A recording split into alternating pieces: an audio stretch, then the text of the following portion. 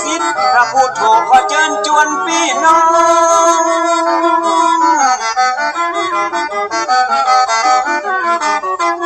สาธุชนทุกคนแห่งห้องล้านนาตัวต้องบอกว่าไกลว่าไกลมาฟังรายการดีมีสาระน้อมนำธรรมะมาสาธยายขึ้น96.5เสียงใส104.5ดังไก่กระชอน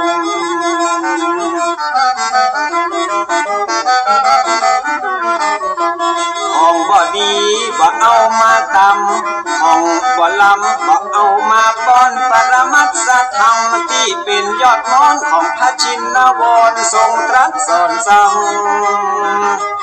มันมา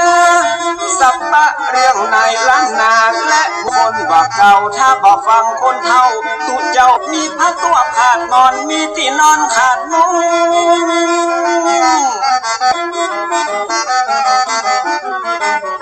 วันหน้าวันตามันจะหยาบยุงแตกฟุ้งเหมือนไฟลงเปียแผ่นดินจะมีแต่คนชั่วคนจะลืมตัว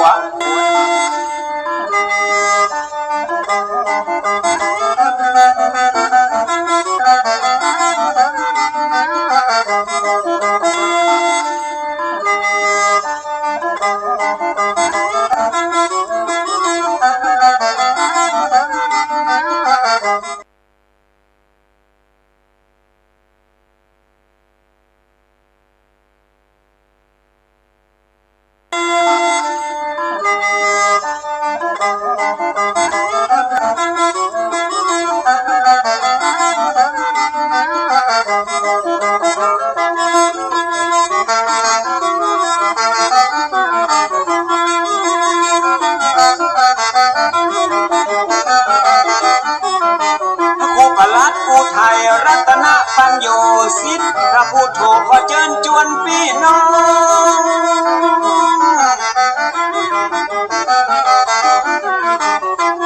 สาธุชนทุกคนแห่งห้องล้านนาตัวต้องบอกว่าไกลว่าไกล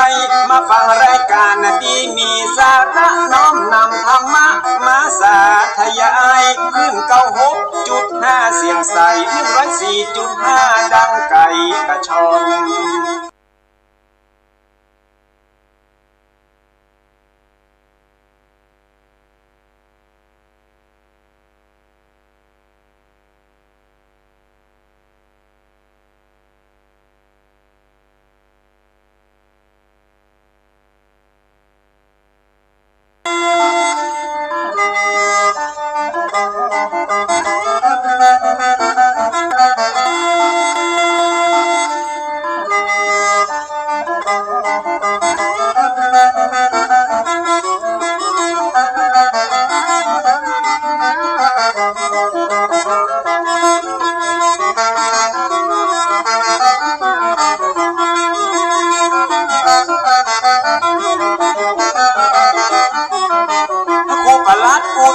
รัตนปัญโยสิทธิ์พระพุทโธขอเชิญชวนพี่น้อง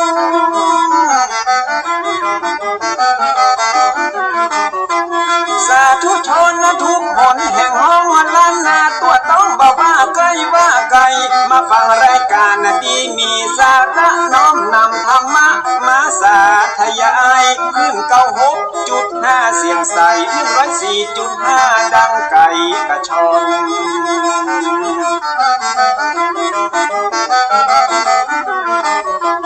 ห้องบ่ดีบ่เอามาตำห้องบ่ลำบ่เอามาป้อนปรมัตถธรรมที่เป็นยอดม้อนของพระชินวรทรงตรัสสอนสั่งมันมาสัปปะเรื่องในล้านนาและภูมิปัญญาของคนว่าเก่าถ้าบ่ฟังคนเฒ่าตุเจ้าเปิ้นสอนมีพระตัวขาดนอนมีที่นอนขาดมุ้ง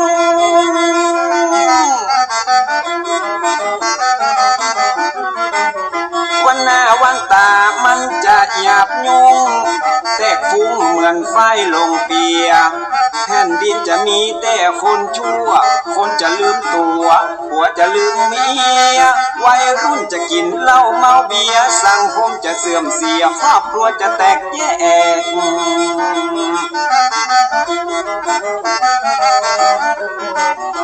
ถ้าฟังคนเฒ่าตุเจ้าเพื่อนสอนมีผ้าตวกมีหมอนมีที่นอนมุ้งแขกแผ่นดินบ่เอาห้องแตกวัยรุ่นจะบ่แหกกฎเกณฑ์ปองฮีด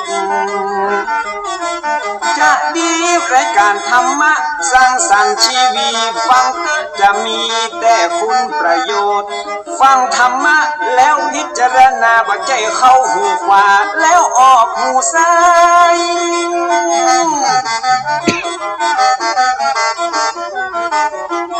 มีประโยชน์เมื่อนำมาใช้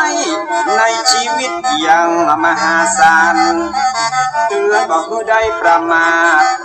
บอกขาดเรื่องกินเรื่องทานคนมีศีลย่อมมาดลบันดาลให้สุขสำราญเจริญรุ่งโรจน์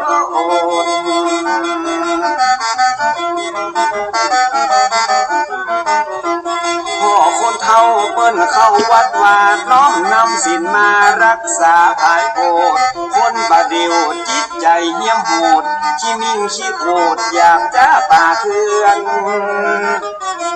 ไว้วอนเอาแบบคนเฒ่ากำผัดเจ้าเปิ้นสอนแล้วจะเย็นเมื่อนอนแล้วบ่ฮ้อนเมื่อหนาว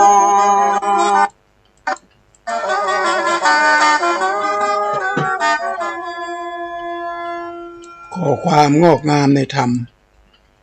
ขององค์พระสัมมาสัมพุทธเจ้าจงมีแก่บรรดาท่านสาธุชนพุทธบริษัททุกท่านที่ฟังรายการทานธรรมทางสงบวันนี้ตรงกับวันที่1เดือนกันยายน2566แหม1ค่ำเดือน11เหนือเดือนเก้าไตแล้วก็เดือน8ของสากลนะมีหลายเดือนเดือนสิงหาผ่านไปละเดือนกันยาเนี่ยเพิ่นเฮาว่าเดือนกันยาเนี่ยนะตามกำปูกำจ่าคนบางคนก็บอกเห็นเดือนกันยากนะญาติโยมใส่เข็มขัดกันให้ดีๆเลยและการทานธรรมทางสงบนี้ก็ได้รับการอุปถัมภ์สนับสนุนจากวัดพระธาตุวัดฝ่ายหินวัดพระธาตุสุเทพวัดฝ่ายหินก็มีพระครูสมุวิสุวสุวัจโจเจ้าอาวาสวัดฝ่ายหินเป็นประธานจัดการพระสงฆ์ได้มาออกอากาศมีญาติโยมได้ฟังสาระธรรมอย่างต่างๆ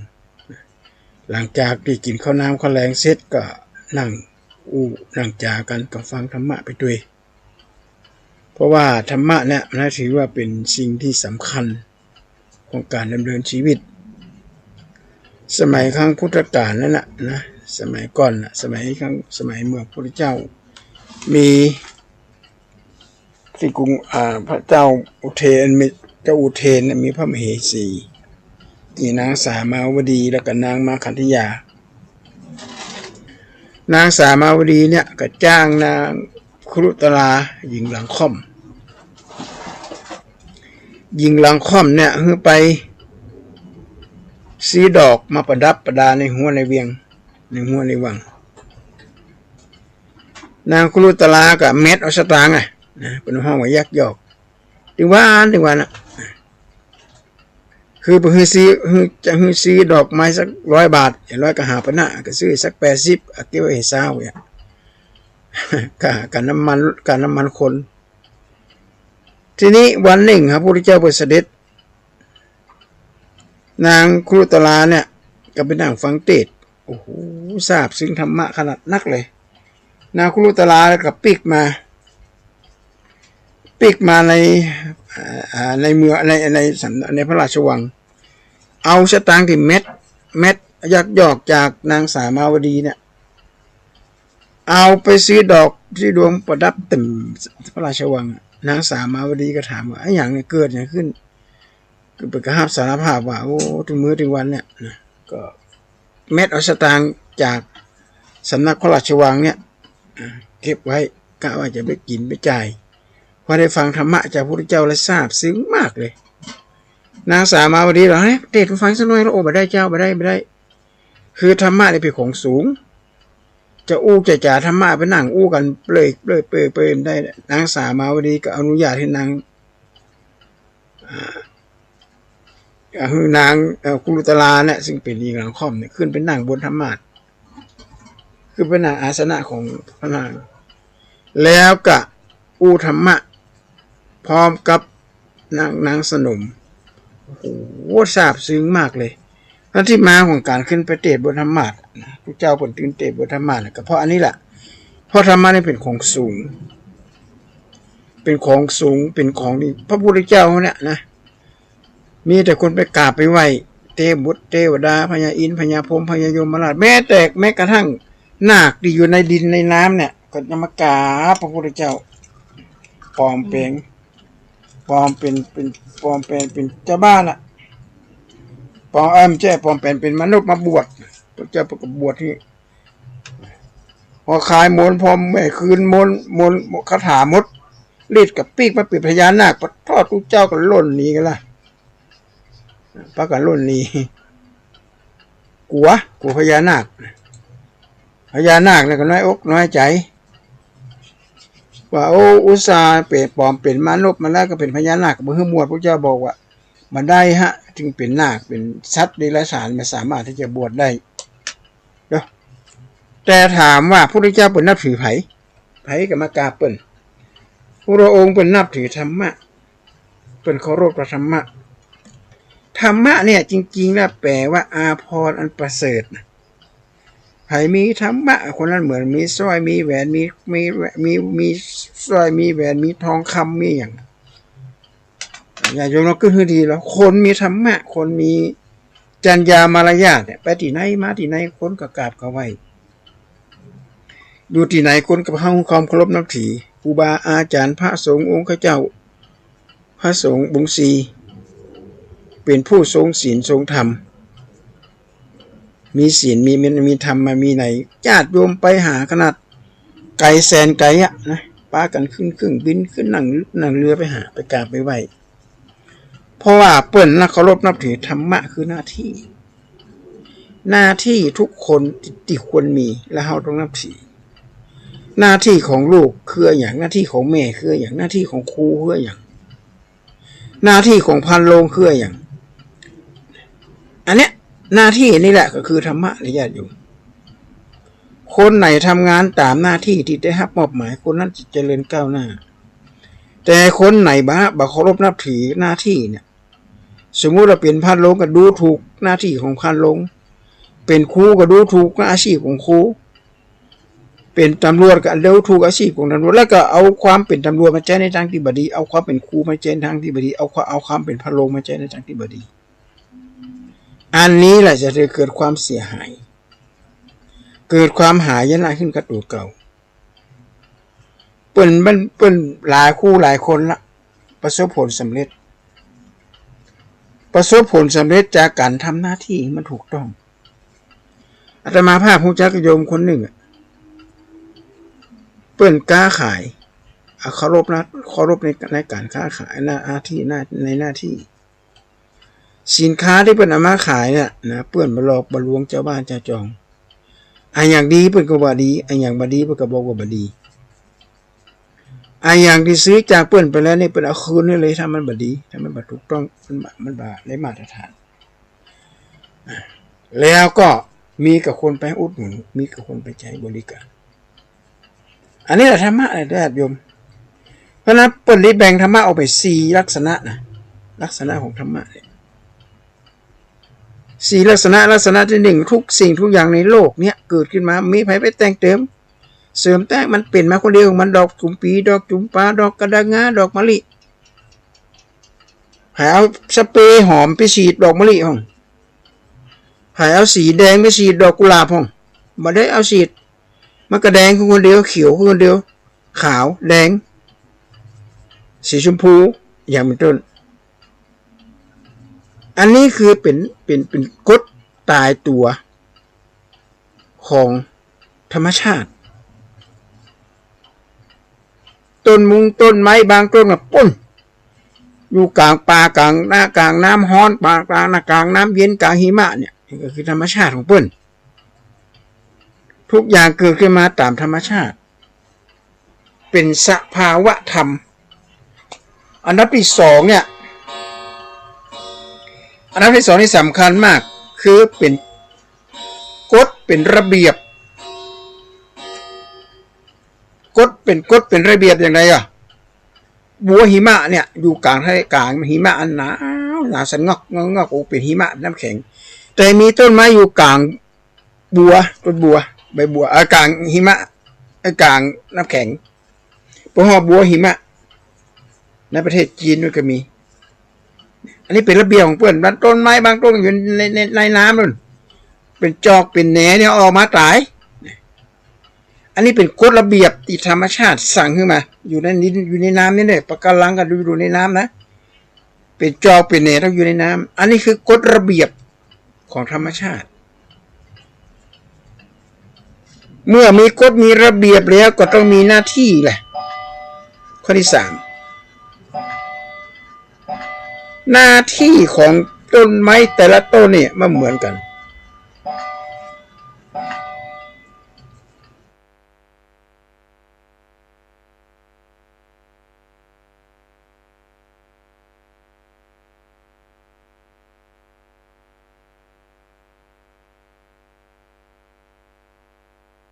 จ่าฝูงโหงก็ไม่เหมราชเหมราชก็เป็นจ่าฝูงทุกอย่างเป็นไปตามกฎเป็นตามระเบียบอันนี้คือกฎระเบียบนะก็คือหน้าที่ของธรรมชาติข้อสุดท้ายคือผลของหน้าที่ผลจากที่ธรรมชาติเป็นสร้างมาทั้งสามอย่างเนี่ยถ้าเขาใจคือมันถูกมันก็เป็นประโยชน์กับเราอย่างดอกอัญชันนะญาติโยมรู้จักดอกอัญชันสีมันจะเป็นสีชมพูสีอย่างสีเนี่ยสีดอกอัญชันอะสีฟ้าดอกอัญชันนี่นะอาตมาเคย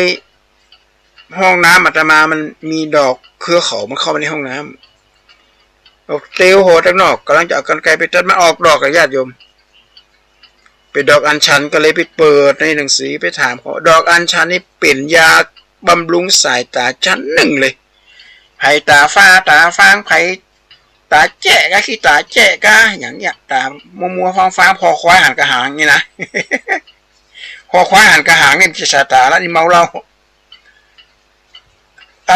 คือตาบดีอะสายตาสัตาตาจะได้ก็ดีเอาดอกอัญชันเนี่ยมาต้มบีบน้ำมะนาวเขาใส่อะแล้วก็เอาใบเตยเขาใส่พอกินเข้าไปในตาเป็นเงาเลยหันก่อน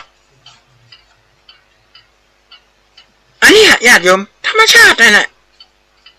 มันโผล่เข้ามาในห้องน้ำอาตมาก็ขึ้นในใจโอ้เปิดมาบริการแท้ๆเป็นถ้าเปิดปากได้ว่าจะว่าสวัสดีครับท่านครับท่านสายตาท่านไม่ค่อยดีใช่ไหมครับผมออกดอกมาแล้วนิมนต์ไปเอาไปต้มให้หน่อยเอาไปต้มแล้วไปกิน อันนี้คือธรรมชาติญาติโยมผลไม้ทุกชนิดเนี่ยที่เกิดมาตามฤดูกาลเนี่ยผลการวิจัยคนพบว่าเขากินผลไม้บ่อยๆเนี่ยบัดเดี๋ยวนี้มีงานวิจัยชิ้นหนึ่งเกิดขึ้นมาแล้วว่ากินก่อนอาหารนะจะไปกินหลังอาหารแต่เขาก็ยังย่ามอยู่นะ กินข้าวเสร็จแล้วก็กินผลไม้แต่โดยปกติแล้ววิจัยก็ขึ้นมานี่เป็นบอกต้องกินผลไม้ก่อนพอกินผลไม้เสร็จถึงจะมากินอาหารก็ว่าจะนะก็ว่ากันไปแต่ในที่สำคัญที่สุดคือผลไม้นี้เป็นยุกยาเป็นสมุนไพรชั้นเยี่ยมไม่ได้อันตรายแม้กระทั่งทุเรียนที่เขาบอกว่ากินน้ำเป็นกินทุเรียนเป็นเบาหวานนี่ผลงานวิจัยออกมาว่าบ่มีจิกไม่ใช่ฮะคนเป็นเบาหวานกินทุเรียนในน้ำตาลมาขึ้นเลยแต่ที่เป็นนั่นก็คือว่าที่มีผลต่อโรคเบาหวานคือกินนักน้ำไป2ออกกำลังกายตาฟางแล้วไปกินของประเภทนี้กินอย่างอื่นผสมเข้าไปด้วยเนี่ยทุเรียนเนี่ยเป็นเพื่อกินกับน้ำอัดลมนะน้ำอัดลมกินน้ำอัดลมก็กินกับกินทุเรียนน่ะจะเสียชีวิตในคืนนั้นเลยพิษมันร้ายแรงยิ่งกว่างูเห่ายิ่งกว่างูจงอางก่อน มีพระรูปหนึ่งมรณภาพในกุฏิแม่เจ้ามาพอหูนาเปิดแจะแพะบ่มีร่องรอยของการต่อสู้บ่มีร่องรอยในการบีบกันทำร้ายร่างกายไปเปิดผ้าตู้เย็นปฐโมสังโฆมีน้ำอัดลมเป็นกระป๋องในขยะก็มีหันน้ำอัดลมนี่กินก็ไปได้2 กระป๋องพร้อมกับเปลือกทุเรียนและท่านก็มรณภาพในกุฏิเพราะมีเพหันอันนี้อันตรายนะเนี่ยคือธรรมชาติเป็นแบบนี้แต่เขาจังใจคือมันถูกอ่ะต้องใจคือถูกนะอย่างยาสูบเนี่ยญาติโยมยาสูบที่เขาสูบกันถึงวันเนี่ยเวลาเปิ่นปลูกเนี่ยจะมีหนอนมากินนะ หนอนมากินยาสูบทั้งนี่หนอนเนี่ยยาสูบนี่ก็ขมแสนขมแต่ยังมีแมลงมันกินอยู่นะเปิ้นก็เอายาสูบเนี่ยเอาตากแห้งสวยๆตากแห้งเอาผสมน้ำให้มันเข้มๆแล้วก็ไปฉีดหนอนนี่ตายเลย อันนี้คือเวียนกันไปเวียนกันมาถ้าเป็นธรรมชาติเพราะฉะนั้นธรรมะในลักษณะของพุทธศาสนาเนี่ยนะก็คือหน้าที่ที่เขาจะต้องเนี่ยทำตามหน้าที่ถึงมื้อถึงวันเขาทำตามหน้าที่ก่อนร่างกายของคนเฮาก็เหมือนกันเหมือนกับกายนครอาตมาเคยอู้หลายเตือนละคือกายนครคือร่างกายเขาเนี่ยจะมีเสนาอามาตย์มีสปะเปิ้นเฮาว่าแอนติบอดีก็คือหมายถึงว่าเป็นภูมิต้านทานภูมิคุ้มกันร่างกายภูมิคุ้มกันเฮาแอนติบอดีแต่ถ้าหากว่าเขากินอะไรอย่างลงไปเหมือนก็เขาส่งปุระเข้าไปในปากถ้าส่งเข้าไปปุ๊บไปเรียบร้อยเลยผู้ก่อการร้ายไปจะไปทำลายอย่างต่างๆในร่างกายตับไตขั้วในเรียบร้อยเพราะเจ้าของบ้านเมืองบ่าซื่อสัตย์ต่อนครกูเก่าอันนี้พยายามอาจจะมาพยายามออกอากาศหลายเดือนเพราะของทุกคนที่มีเป็นเจ้าของนครจะว่าเป็นมันก็บ่ใจนะในทัศนะก็คือเป็นการว่าร่างกายเขายืมมันมาชั่วครั้งชั่วคราวถ้าอยากจะอยู่อายุมันขวัญยืนจะไปกินของตี้มันแสลงในร่างกายน้ำบัดตื่นดองอย่างเงี้ยน้ำเหล้าน้ำเบียร์หรือยาเสพติดอย่างต่างๆนานาเขามักจะกินเอาเข้าไปในปากพอกินก็ไปแล้วก็เกิดอะไรอย่างขึ้นมาล่ะ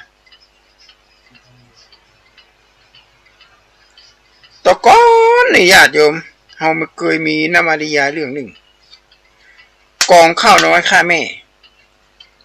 ลูกน้อยไปไถนาแม่อันเอาเข้าไปส่งจ้าไปหน่อยไล่ทุบตีแม่ห้ามจะได้กระดิ่งฟังว่าอยากกินข้าวหลังจากตีแม่ตายแล้วปิ๊กมากินก็กินนั่นแล้วก็ตึ้งหมดก็เลยสร้างพระธาตุกองข้าวน้อยฆ่าแม่บัดเดี๋ยวนี้มีนวนิยายใหม่ขึ้นมาละกองข้าวใหญ่ฆ่าลูก เอาอาหารการกินเป็นไขมันก็เป็นอะไรอย่างต่างๆนานาให้ลูกกินของหวานให้ลูกกินตุ้ยออกญาติโยมการตีตุ้ยออกเนี่ยอย่าไปเข้าใจว่าตุ้ยปีดีงามนะยิ่งอ้วนเปิ้นเขาว่าโรคอ้วนเปิ้นไม่ได้ว่าอ้วนท้นสมบูรณ์นะ โอ้โหเดี๋ยวนี้โรคอ้วนนี่กำลังมีปัญหาในกับวัยรุ่นต่างๆเพราะเป็นโรคอ้วนขึ้นมาปุ๊บกับไปที่ไหนก็ไปหาหมอเลยไปหาหมอไปร้านขายยาดนมันจะขายยาร้านขายยาที่ไม่ได้มาตรฐานนะร้านขายยาที่ได้มาตรฐานนี่บ่มีขายอาตมาภาพใจคือนักศึกษาปริญญาโทไปซ่อซื้อยาลดความอ้วนแต่ต้องเป็นร้านขายยาที่มีเภสัชกรประจำอยู่เนี่ยนักศึกษาไปซื้อทั่วเชียงใหม่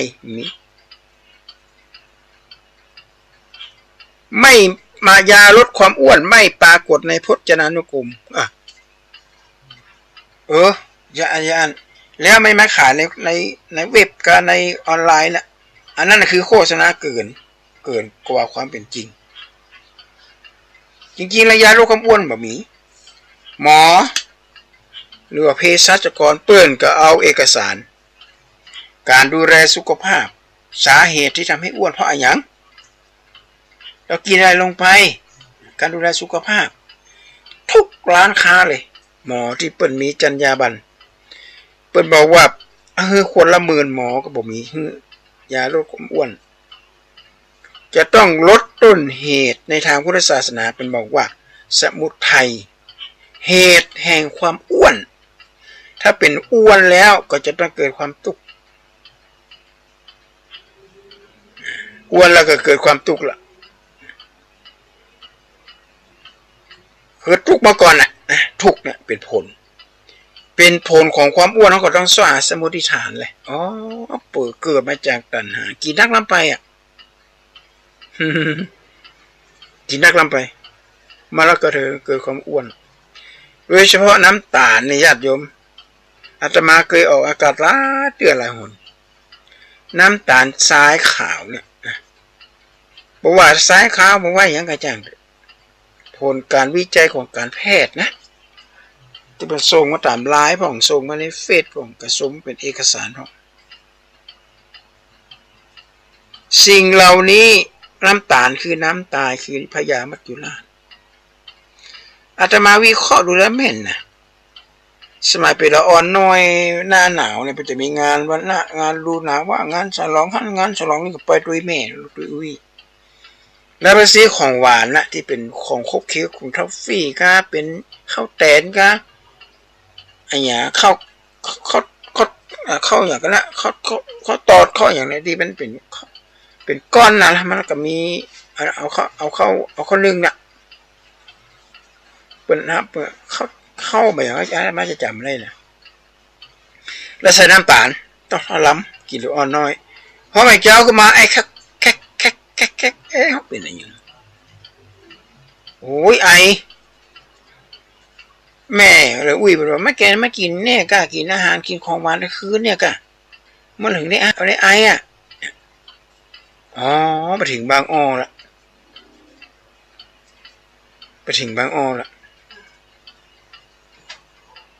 งูหรือว่า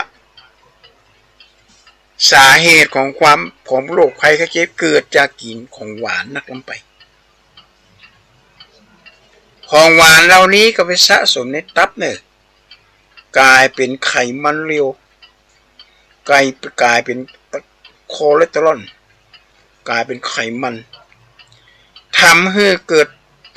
ำลายระบบการทำงานในร่างกายก็คือกายนครเราเองเนี่ยเสื่อมสมรรถภาพลงไป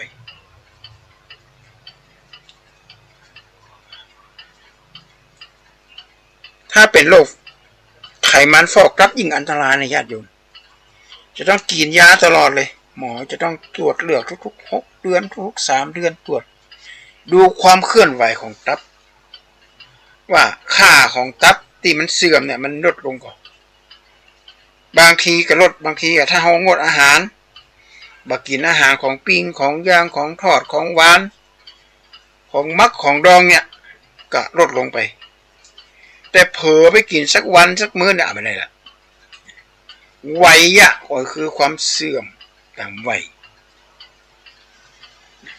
เป็นวัยเสื่อมตามวัยถ้าเป็นคนเฒ่าคนแก่นี่สำคัญมากที่สุดเรื่องของอาหารถ้ากินอาหารสะปะซาเปื่อนมียังกินไก่ปากกว่าใส่ปากหมดคนละลูกหลานที่ดูแลดูแลพ่อดูแลแม่ที่เจ้าแก่เนี่ยนะสำคัญที่สุดคืออาหารที่จะให้คนแก่จริงๆแล้วคนแก่เนี่ยเลี้ยงง่ายญาติโยมม่วนนะอยู่กับคนเฒ่าเนี่ยเป็นเล่านิทานเป็นเล่าเรื่องเล่ายังต่างๆเนี่ยเรื่องอดีตเนี่ยมันจะเปลี่ยนต้องไปเปิดในหนังสือพจนานุกรมล่ะเพราะอย่างเปิดเล่าของฟังหมดจากปากเลยมุขปาฐะจากปากเลยก็ก่อนบ้านหมู่บ้านนี่นะมี10 กว่าหลังคาเฮือนน่ะ นะมันจะเล่าอาตมาภาพเป็นละอ่อนน้อยจังไปนั่งฟังปูมอนเป็นอู้นะเป็นจะอู้เป็นจะเล่าเรื่องเล่าสิงสาราสัตว์เนี่ยสัตว์ที่เฮาถือเขาดอกไม้ไปกราบไปไหว้พญานาคก็บอกโอ้ยตะกอนี่นะตัวตะหำกะลานี่งูเหลือมห้องป่าเป็นห้องมันเป็นห้องป่าอย่างกับบอกว่าอาตมาก็จับจืดเลยมาอยู่ในหนองน้ำอ่ะมันงับคนตายเลยนะญาติโยมป่าตัวบ้านตัวตะหำกะลาเนี่ยเหมือนก็เท่าเสือใหญ่ๆเนี่ยเอาม้วนอ่ะเงานี่สุดตรงลูกตาใหญ่เจ้าบ้านตะกอนนี่เครื่องไม้เครื่องมือมาตั้งสมัยจะต้องระมัดระวังสัตว์เหล่านี้แต่มาถึงยุคนี้เนี่ยนะฮะคนมีมนุษย์เรามีอาวุธในการต่อสู้สัตว์เหล่านี้มันกันลบซ่อนสูญสลายไปห้องมนุษย์ล่าอยู่ว่าพญานาคถามว่ามีแต่ก็มีพญานาคนี่มีจริงในแม่น้ำโขงแต่ภาษามารถที่จะโผล่มาให้เป็นรูปเป็นร่างถามมันกินคนก็กินสัตว์กินเนื้อทั้งนั้นเลยเพิ่มปั๊บมันกินเข้าไปแล้วมันกลืนเข้าไปเลยเพราะเป็นตระกูลของงูนะญาติโยมแต่มันอาจจะไปกินคนละมันอาจจะไปกินสัตว์อย่างอื่นที่เป็นอาหารอันนี้จากคำบอกเล่าของของมอนมันเล่าให้ฟังเป็นว่าเข้าไปในป่าเนี่ยไปป้าใส่งูเนี่ยแต่เป็นบาฆ่านะไปฟังงูเหลือมตัวยังเงาไปบอกตัวเงาเอาง่ายๆว่าแต่ก็ต้นตาลเนี่ยนะต้นตาลเป็นใหญ่ๆเนี่ยเป็นเล่าให้ฟังแล้วบัดเจ็บเล่าคนเดียวนะเห็นคนก็เล่าคนข้างบ้านเปิดก็เล่าเปิดก็เคยไปบางคนก็เก็บหนังไว้หลังจากเอาจิ้นมากินแล้วก็ดึงเอาเก็บเอาหนังเอาไว้หนังนี่ยาวโอ้ยาวเลยยาวว่าตัวใหญ่ขนาดนั้นแล้วมันจะมีตัวเดียวด้วยจะได้สัตว์เหล่านี้ถึงมีนักพ่อมีคนฆ่ามันมีไปฆ่ามันก็เลยนักคนตะกอนนี่ก็ต้องระมัดระวังเรื่องภัยธรรมชาตินะนั่นก็คือสิงสาราสัตว์คนแต่ละปีนี่จะถูกงูคบตายงูหัดตายเสือคบแล้วเนี้ยนะดูถูกสัตว์ธรรมชาติเนี่ยทำลายเพราะว่าอาวุธเรามาทันสมัยสู้มันได้มาถึงยุคนี้ไปทอดกดสวิตช์ไปบ่มคือมันหันมาแล้วนะหันหมดเลย มาไกลๆกับใจกองซองรู้แล้วใจปืนไล่ฝนยิงก็ไปก็เรียบร้อยเลยมันก็เลยมาออกมาโผล่หันสิงสารสัตว์เหล่านี้ถึงเกี่ยวกับธรรมชาตินี่คือธรรมชาติที่มันเกิดขึ้นนะญาติโยมธรรมชาติที่ได้รับมอบหมายมาจากสภาวะธรรมเพราะฉะนั้นเราจะต้องสอนลูกสอนหลานให้รู้จักธรรมะรู้จักหน้าที่ของละอ่อนเนี่ยจะต้องห้ำเฮียนศึกษาหาความรู้อย่าไปสนใจเรื่องบางอย่างบางสิ่งบางอย่างที่มีคนมาล้างสมองสอนลูกสอนหลานมาให้เคารพต่อสถาบันเป็นล้างสมองตั้งแต่เลยละอ่อนน้อยน่ากลัวมากน่าเป็นห่วงนะญาติโยมที่มีลูกมีเต้าขอบิณฑบาตนะจะไปจาบจ้วงสถาบันอันเป็นที่ห้าของปวงชนชาวไทยพระองค์มาหูเรื่องหูราวสักอย่างเป็นนะประกอบพระราชกรณียกิจพระราชกรณียกิจนี่ทั่วประเทศไทยไปจะได้น้อยนะญาติโยมในแต่ละปีเนี่ยแต่ละต่างประเทศเขาก็ไปโจมตีเป็นแล้วโจมตีภายซุ่มแล้วก็เอาละอ่อนไปเอาวัยรุ่นมาเดี๋ยวนี้อาตมาว่าน่าเป็นห่วงมากมาได้โทษละอ่อนน้อยนะแต่เขาโทษพวกผู้ใหญ่ที่ไปสนับสนุนละอ่อนไปในทางที่บดีแต่ที่ละอ่อนจะได้เจริญเติบโตอย่างมีความมั่นคงในบ้านในเมืองกลายเป็นว่าใหญ่ขึ้นมามีแต่คดีติดตัวเลขประจำตัว13 หลักโพตีของคดีอาญาละไปทำงานทำการที่ไหนประเดี๋ยวนี้นะจะบวชนี่ก็ต้องไปขอใบรับรองจากตำรวจว่าเคยมีคดีถ้อยคดีความก่อน ไปก่อคดีอย่างมากกว่าประเดี๋ยวนี้นะจะบวชพระเนี่ยจะไปทำงานรับราชการที่ไหนก็ต้องมีบัตรนี่ด้วยเปิดมีโปรแกรมกดเข้าไปเลยเลข13 หลักถ้ามีปั๊บจะเกิดเป็นสีแดงว่าเคยต้องคดีอาญาข้อหาเปิดจะบอกเยอะนะแล้วแต่หน่วยงานนี่จะเอาหมอก็ตามใจแต่มีคดีและละออนเราเนี้ยมีคดีที่เนี่ยที่ตัวและเขาจะยะอย่างไรเนี่ยเดี๋ยวมันขึ้นไปเลยละออนนี่กับมูขี้มีดังอย่างเงี้ยเป็นซุยจุมาน้อยขึ้นดอยเป็นซุยให้จานกะยะเป็นซุยเนี่ยที่ก็มีความประพฤติก้าวร้าวบ่ยอมรับกฎระเบียบของโรงเรียนบ่ยอมรับกฎระเบียบของสังคมบอกว่ามันเป็นคัดกับสิทธิมนุษยชนอันนี้มาถูกต้องไงญาติโยมจะบอกคือเหี่ยว่าละอ่อนน้อยก็เปลี่ยนไปตามวัยของละอ่อนสมมุติว่าโยมถือลูกโป่งงามลูกโป่งสวรรค์มันปล่อยอันนี้งามมีหูตุ๊กตามีหูอย่าง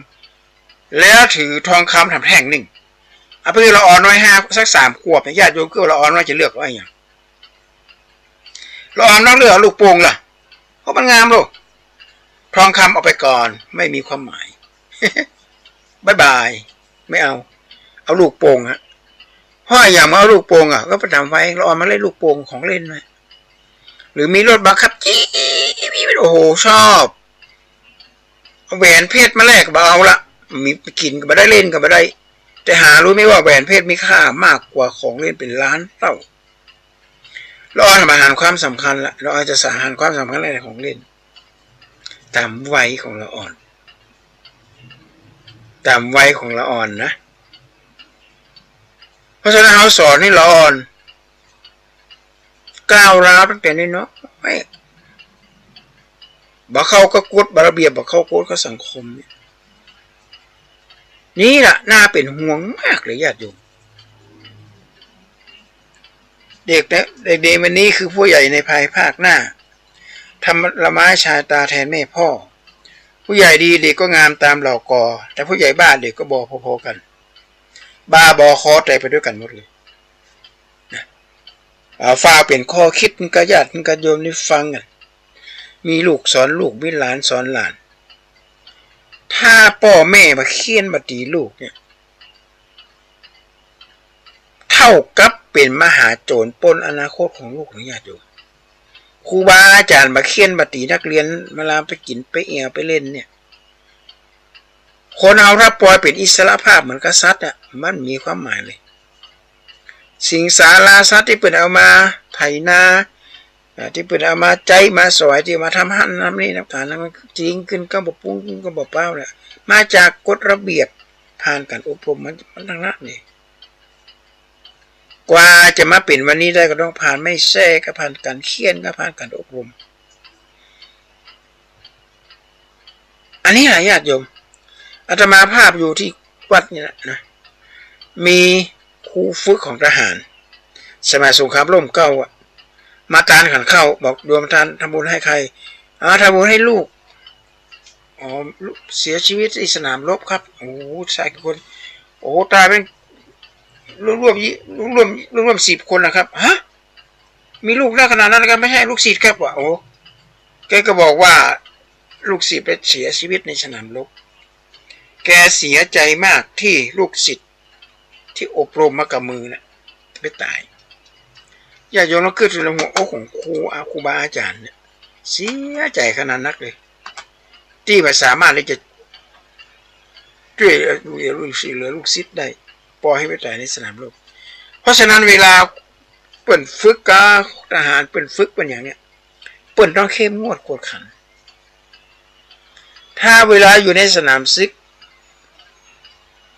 นักรบคนนี้จะคนแรกเลยที่จะต้องนึกถึงคือครูฝึกสอนให้รบอย่างใดหมอบอย่างใดหาที่กำบังอย่างใดจะต้องนึกถึงครูบาอาจารย์คนแรกแล้วการเขี่ยวเข็นเนี่ยมันก็ต้องเป็นธรรมดาต้องเขียนต้องตีต้องมุดต้องก้าว บาเจละเมิดสิทธิเสรีภาพเมื่อละอ่อนบางคนที่บาเดียวซ้ำยิ่งเลยนะปัญหาบ้านเฮามันนี่ครูบาอาจารย์ห้ามเคียนละอ่อนเอาไม้แส้จ้งลงเอาฝ่อไฟบอกหมดสิ้นสุดทีลาทีสำหรับไม้เรียวละอ่อนมาเลยได้ท่าเนี่ยญาติโยมไผไปตีไปเคียนไปด่าไปว่ามได้ละสักเข้าไปป๊าบเอารถไปหาพ่อหาแม่ละทำร้ายร่างกายอาตมาภาพในน้ำมือจนว่าเดี๋ยวนี้ยังเป็นสีดำเนี่ยมีหอยอยู่นะหอยจำเลือดฮะ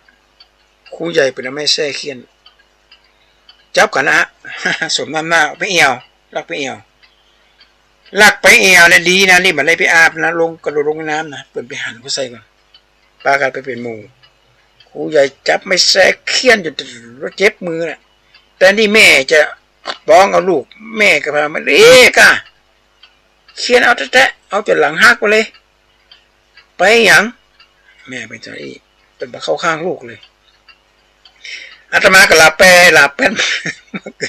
มันไปทำซ้ำอ่ะเพราะว่าเรียกจะโดนเคียนอันนี้แหละญาติโยมสมัยก่อนมันเคียนมันตีนะมีเงินมีเพชรให้มันคัดมันสีมีลูกบุตรให้มันสอนมันเคียนเป็นนึกว่าหรอกมีเงินมีเพชรมีเพชรมีจีดาเนี่ยมันคัดมันสีมันก็เลี่ยมมันก็เงาว้าวอ่ะมีลูกบุตรให้มันสอนมันเคียนเวลาอย่างพิษมันก็ต้องเคียนอย่าว่าแต่คนเลยแม้แต่สิ่งสารสัตว์มันก็ทำโทษลูกมันนะอย่างหมาเนี่ยมีลูกหลายตัวเนี่ยวันตัวได้หายแม่มันแง่งเขาใส่ละหมาน้อย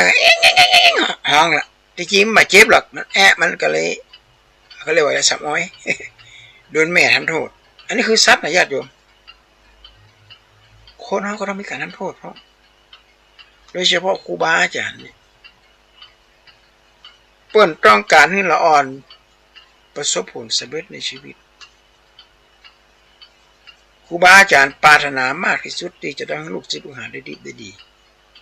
แต่ลูกศิษย์ลูกหาหันความสำคัญก่อนอันนี้แหละนะขอฝากเป็นข้อคิดว่าธรรมะแปลว่าหน้าที่ของทุกคนเคารพต่อหน้าที่ของผู้เก่าที่ได้รับมอบหมายดูอย่างนางวิสาขามหาอุบาสิกากะยอดหญิงตัวอย่างยอดหญิงแห่งความกตัญญูกตเวทีตาไปอยู่บ้านพ่อผัวแม่ผัวนี่บ่เคยมีปัญหาเรื่องเกี่ยวกับขี้ค้ายากการนี่ไงเพราะท่านใช้เศรษฐีเป็นสอนลูกสอนแล้วสอนทำบัญญัติ10 ประการนี่ญาติโยมโอ้โหเป็นสิ่งที่น่าทึ่งมากเลยไฟในอย่านำออกไฟนอกอย่านำเข้า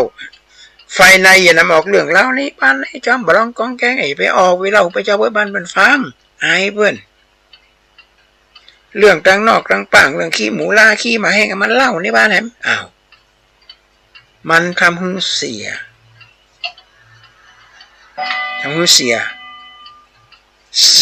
กว่าปุกลิกภาพของความเป็นมนุษย์ล่ะเอาปืนมันเล่าอย่างไฟในอย่านำออกไฟนอกอย่านำเข้าอย่าเอาเรื่องเจ้าบ้านมาในบ้านจังเพราะโหนการวิจัยคนว่าภายกระจ่างที่มันเล่าขวัญคนอื่นฟังคนนั้นคนที่ไปเล่าคนอื่นน่ะตัวเองจะต้องเป็นนักของคนที่ถูกเล่าตามหลักตรรกวิทยาก็เล่าคนนั้นก็เล่าคนนี้นั่นนี่ตัวเองเป็นนักกว่าคนตัวเองเป็นเล่าไฟนอกอย่านำเข้าควรให้ของแก่ควรที่ควรให้เป็นมายืมเข้ายืมของมาขอสตุ้มสตางค์เนี่ยอันนี้เป็นไผสมควรให้ก็ถ้าบ่สมควรก็ถามพ่อถามแม่ถามพ่อเท่าแม่เท่าถามสามีว่าสมควรจะให้ก็ควรให้ของแก่ควรที่ควรให้ไม่ควรให้ของแก่ควรที่ไม่ควรให้บางคนยืมของแล้วแบบเอามาใส่ลบหลีนี้นะให้ตาไปบอกคนจะหึ่งแหละเขาให้หรือไม่ให้ก็ต้องให้ก็หมายความว่าญาติพี่น้องมาขอยืมของลืมเอามาส่งจ้าพ่องก็จะไปว่าให้เปิ่นก็นี้ไม่ใช่ว่าถ้าโมสังโคไอ้ลูกไปคนนี้จะมาขี้ย่อยร่ำเป็นเรียแหละพี่ถูกกันละ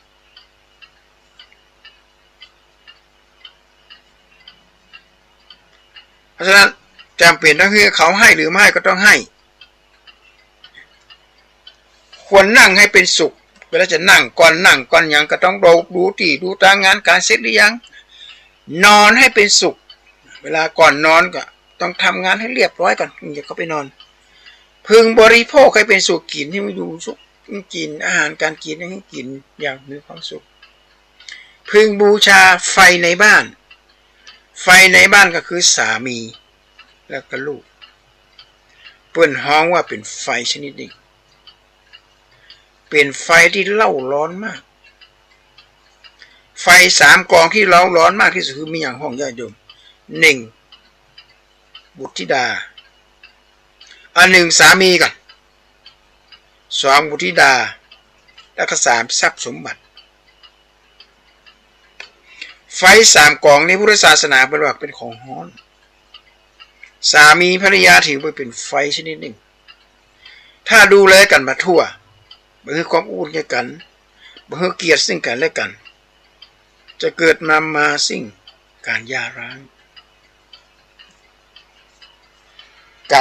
ก็จะเกิดขึ้นละพอแต่งงานเสร็จมีลูกเอาแล้วนักเหลือเก่ากันถ้าบ่พอบอกว่าเฮ้ยดีเอาแล้วเลิกเป็นข่าวหน้าหนึ่งลูกคนนั่นอย่าอันลูกคนนี่จี้เอาละไปจี้ไปปนไปกินยุกกินยาบ้ายาม่ายาอียาเลิบอย่างต่างๆนานาเหล่านี้ถ้าพ่อแม่ให้ความสำคัญไว้ลงก็เป็นไฟกองสุดท้ายคือทรัพย์สมบัติเงินทองที่ได้มาเนี่ยอันนี้ก็ถือว่าเป็นไฟที่ร้อนแรงแต่ที่จะเอาเงินเอาทองไปซื้อที่ซื้อต่างซื้อของในอนาคตแต่บ่เอาแบบเนี้ยเอาเงินไปกินไปเอวไปเล่นการพนันเอาไปมีเมียน้อยด้วยนะมีกิ๊กมีอย่างก็ไปเอาแล้วทรัพย์สมบัติที่หามาได้ถือเป็นไฟชนิดหนึ่งคือความร้อนพึงบูชาไฟในบ้านก็คือดูแลคนไฟในบ้านคือสามีแล้วก็ลูกพึงบูชาเทพเทวดาในบ้านก็คือว่ามันเคารพพ่อผัวแม่ผัว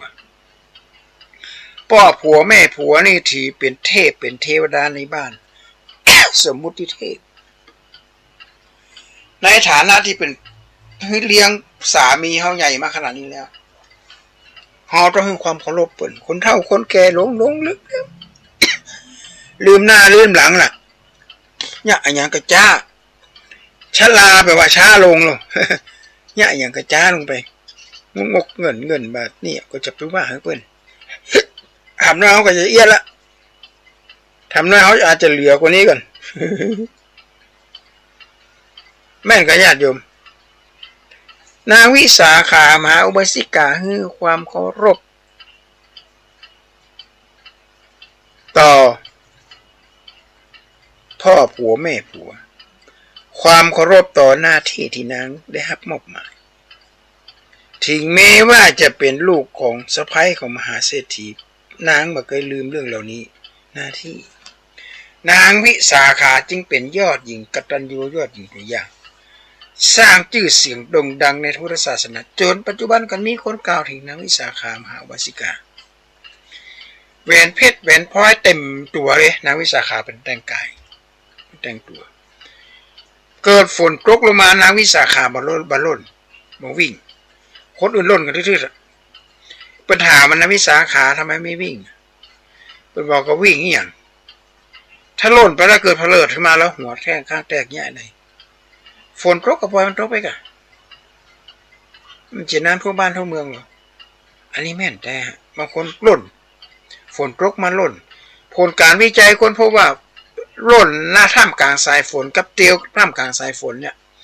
ปิกมาถึงห้องเงี้ยเปี้ยตัวเดียวกันเนี่ยโยม อันนี้ทดลองนะอาตมาเคยหันในทีวีไปออกนะผลออกมาเท่าเดียวกันเปี้ยเหมือนกันเพราะฉะนั้นมันต้องล่นแล้ว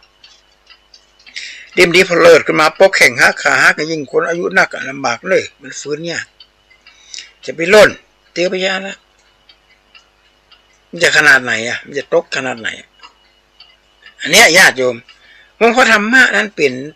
นสิ่งที่ศักดิ์สิทธิ์เป็นอาภรณ์พระธรรมะคือคุณาภรณ์คืออาภรณ์อันประเสริฐอาภรณ์ที่แต่งเดินร่างกายเหมือนคนน่ะแต่งเนื้อแต่งตัวงดงามโอ้แม่งามเลิศล้ำแม่งามงอใสแม่งามวิไลส่งไปคนเท่างามน่านับถือยกมือใส่เกาสมความงามแม่พระงามน่าจิตใจฟัดไฟธรรมะงามแม่เจ้างามดีนี่คืองามทางด้านธรรมะนะงามในหน้าที่อีกมันจะงามเรียนร่างกายมันจิเมินอ่ะเลยเลข3ไปได้กับมีอารมณ์เพื่อแล้วคนเฮาโบราณนักบัณฑิตบอกว่ารวมสาวข้าวสวยจะจัดว่าเป็นทรัพย์ก็ได้เป็นสำหรับหาคู่เอาไว้เชยชมหาคู่เอาไว้เคียงข้างพอความสามหมดสิ้นเสน่ห์ก็สร้างหากไม่รีบสร้างคุณงามความดีจะต้องรัดโถยเมื่อความสวยเริ่มสมคนที่เคยนิยมเขาก็เหมือนหน้าหนีจะหันหน้าเข้าพึ่งซึ่งคุณงามความดีหรือก็ไม่มีเพราะไม่เคยได้ทำมาจะหันหน้าไปหาใครก็ไม่เหลียวแลตกลงแล้วก็ต้องแก่อนาถาเพราะเหตุประมาทในพระศาสดาที่สุดชราก็มัดใส่ลงเมื่อดับจิตอนิจจังพุทธังธรรมังหรือพระสงฆ์ก็นึกไม่ได้เพราะใจมาเลิศหลงพอสิ้นลงก็เหมือนว่าริขาดลอยหมดหน้าที่แต่ที่ว่าแกยังมีคุณค่าชรายังมีคุณภาพเพราะขอให้ท่านทั้งหลายเคารพต่อศีลต่อธรรมเคารพต่อหน้าที่ที่ตัวเองมอบหมายเขาเกิดจะโลมาเพราะเขาเป็นลูกก็ทำหน้าที่ความเป็นลูกเกี่ยวฟังพ่อแม่ไปแห่งมันศึกษาหาความรู้เพื่ออนาคตอันงดงามคนที่เปิดเป็นคนรวยเนี่ยก็เพิ่นก็จะยศเริ่มต้นมานี่ก่อนมาใจมีเวลาว่างไปเดินขบวนไล่รัฐบาลไปจับช่วงสถาบันไปสปะสะเปื้อนเนี่ยไอ้อย่างพ่อแม่จะต้องอบรมลูกไม่สั้นไปงัดไม่สูงมันจะเป็นน้ำมีดน้อยเขี้ยนต้นตาลมันจะไปได้อย่างไรญาติโยมทำไปเพื่ออย่างนะได้อย่างขึ้นมาขอถามคุณด้วยมาได้อย่างขึ้นมาสักอย่างมีแต่เสียกับเสียแล้วก็เสียระยะยาวด้วยเพราะว่าเลข13ลักจะต้องปากคนในคดีอาชญากรรมไปทำงานที่ไหนกับอะไรล่ะประเด็นนี้มันต้องตรวจหมดเลยตรวจง่ายด้วยกด13ล็อกแล้วมีโปรแกรมอาตมาภาพเคยไปขอเหมือนขอประวัติที่จะเดินทางไปต่างประเทศตรวจปั๊บเนี่ย3 วันได้ละเพื่อจะบอกว่าไม่มีคดีถ้อยคดีความไม่มีอธิกรณ์ต่างๆเกิดขึ้นกับผู้ที่มีเลขทะเบียนบ้านให้รหัสประชาชนเลขนี้จึงรับรองกระทรวงมหาดไทยการปกครองจึงรับรองมาอันนี้แหละเนี่ยญาติโยมใครมีลูกมีหลานก็อบรมสั่งสอนนิดเนอะปาลูกเขาวัดเขาว่าฟังเทศฟังธรรมวันพระวันโกนเนี่ยในช่วงระยะในเข้าพรรษาเนี่ยเป็นช่วงที่ทุกคนต้องพักผ่อนล่ะสิงสาราสัตว์ก็ต้องอยู่ในหูต้องอยู่ในหังสัตว์ทั้งหลายทั้งปวงหมดอย่างต่างๆนานาก็ต้องอยู่ในหูอะไรอย่างเพราะว่าอย่างเพราะว่ามันหน้าฝนไปไหนมาได้ไม่สะดวกพอไปไหนมาได้ไม่สะดวกก็จะต้องยุดพักละเสบียงอาหารที่เตรียมไว้ก็ไว้กินสมณะในพุทธศาสนาของพระเจ้าเนี่ย3 เดือนจะต้องหยุดจาริกออกไปต่างๆเพราะมาเหยียบต้นข้าวของชาวบ้านจะต้องจำพรรษา3 เดือนแต่อานิสงส์ในการจำพรรษาก็จะไม่ใช่ธรรมดาเนอะก็จะได้รับอานิสงส์กฐินนะครับกฐินเพราะว่ามีสิทธิ์นะครับกฐินได้กฐินนี่คือเป็นมหากุศลญาติโยมเพราะฉะนั้นวันนี้ก็รายการทานธรรมทางสงบก็ได้อู้ถึงเรื่องเกี่ยวกับการเคารพต่อธรรมะเคารพต่อหน้าที่ที่ได้รับมอบหมายจากสังคมอย่าไปดูถูกหน้าที่ที่ตัวเองเป็นอยู่ถ้าไผ่ดูถูกหน้าที่ของตัวเก่าดูถูกหน้าที่ของพ่อแม่ พ่อแม่เป็นคนที่ไม่อ่านเปิ่นมีหน้าที่สมัยก่อนเปิ่นเป็นพันลงก็ดีเปิ่นเป็น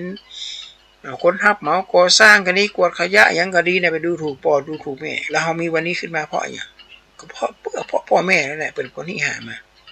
แล้วขอฝากเป็นข้อคิดที่ญาติโยมเด้อในวันศุกร์หน้าวันศุกร์หน้านี่ก็